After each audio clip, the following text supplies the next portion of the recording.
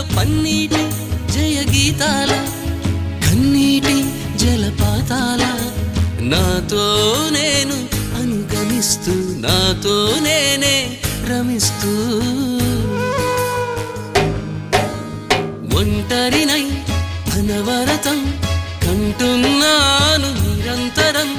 కలల్ని కథల్ని మాటల్ని పాటల్ని రంగుల్ని రంగవల్లుల్ని కావ్య కన్యల్ని ఆడపిల్లల్ని జగమంత కుటుంబం నాది ఏకాకి జీవితం నాది